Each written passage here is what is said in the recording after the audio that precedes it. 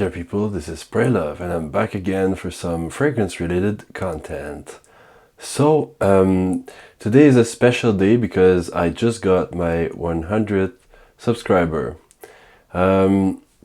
which is, it's not a lot of subscribers at all, but still, it's like a very small personal victory this time, and I like that. So, I'm doing a special video on that. And this video is on one of my favorite fragrances, and some people might be disappointed, and it's gonna be my fragrance for the day. It's Dior Sauvage Eau de Parfum. So I'm putting some on.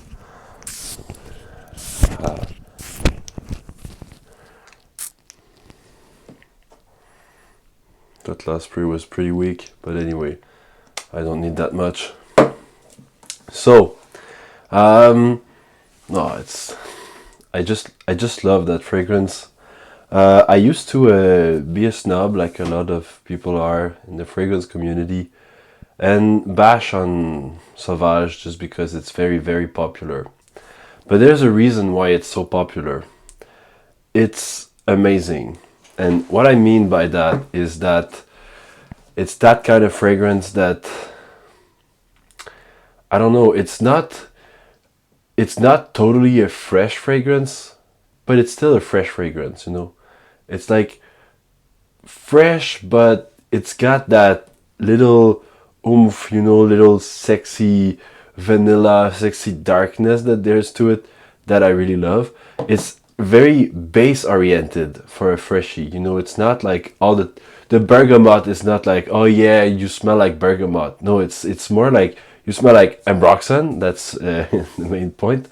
But you also smell like, all the combination of notes that just gives a really nice club-like, very sexy, very elegant, very nice kind of vibe.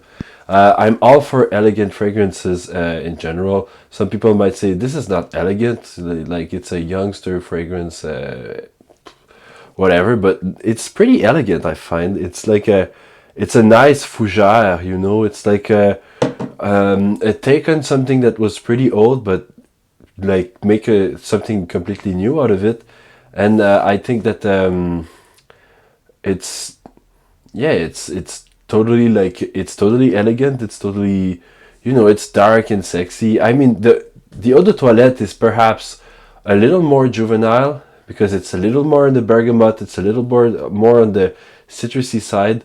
But this one is a lot more on the base notes. The vanilla is just amazing. It's a bit powdery. It's very elegant. It's not that juvenile at all. It's just that it's worn again and again that makes us think it's not as elegant as it is, because we associate elegance with something that's rare, something that's prized, and this is not rare, this is not prized. It's something that, a lot of people just get, to go clubbing and try to get girls. It's mostly like a guy's fragrance for those kinds of guys.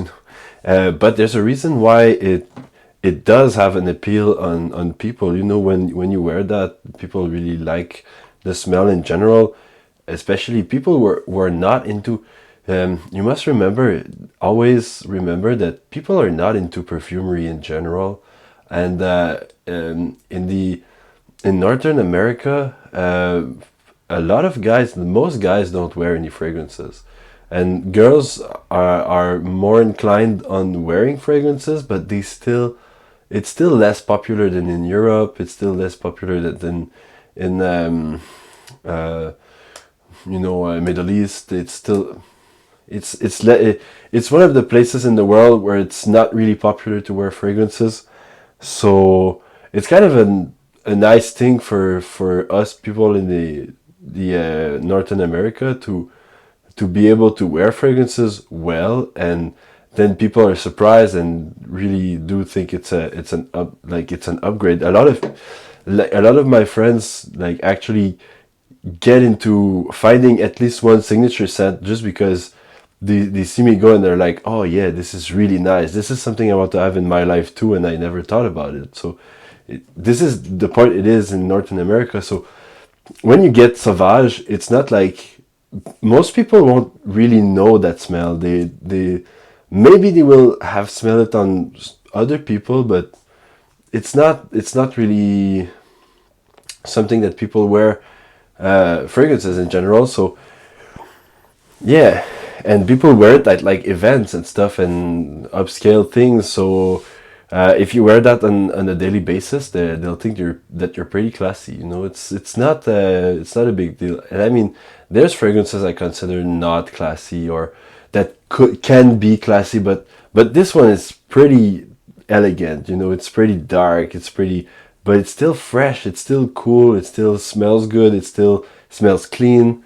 You know, it smells clean, but it still has that, you know, power, that the ambroxan gives it, and the bass notes. So it's it's one of my favorites. You know it, and I keep like I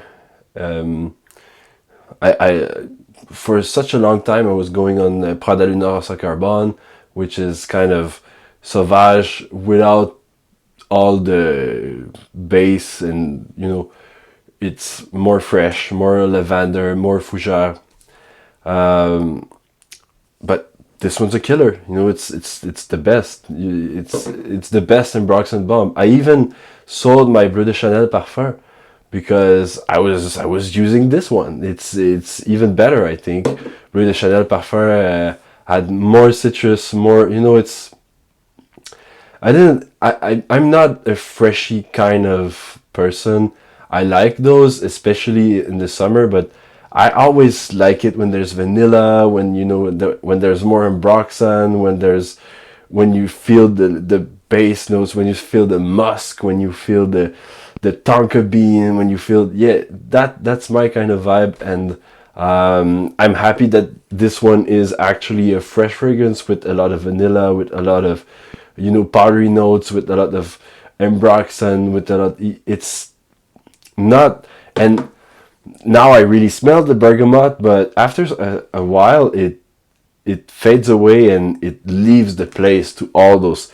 You know, I'm a bass player in life. I'm a professional bass player, so this is kind of my vibe. You know, I like playing the bass. You know, I like, you know, to hear the drums, to hear the groove, to hear the foundations, like the basics in music. And this is the same thing for perfumery. I like dark fragrances, bass-oriented fragrances. I like those kinds of things first and foremost.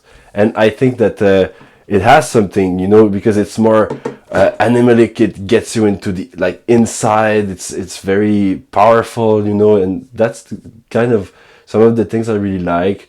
You know, I've got dark hair. You know, it's all those things mixed together makes me someone who really likes those base-oriented fragrances.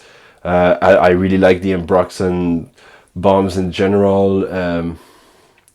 Yeah, I'm sorry if some people are disappointed. I also like high-end perfumery. I also like I like everything about perfumery, and one of my other favorites are white florals, which is completely the opposite. You know, it's not really base-oriented. It's flowery and stuff, but anyway, you can like one thing, you can like white wine and you can like red wine. You know, it's that same kind of comparison, but I fall for those fragrances. It's really really nice. And now that I am engaged, my fiance really completely loves Sauvage. She goes wild every time. The most of my bottle has been used with my time with her, because she likes Sauvage so much. She always likes it. So it got me like, oh yeah, she likes it for really good reasons, because it's so nice. It's sexy. It's got that oomph that I was talking about. But also I like it, and I bought it because I like it so much, and it just works. So anyway, 100 subscribers, you know, 1 million to go. I don't know, but it's a nice day for that. And thank you for subscribing. Thank you for listening to my videos. And see you next time. probably someday. Bye bye. Spray love. Sorry. Spread love and spray love. Bye bye.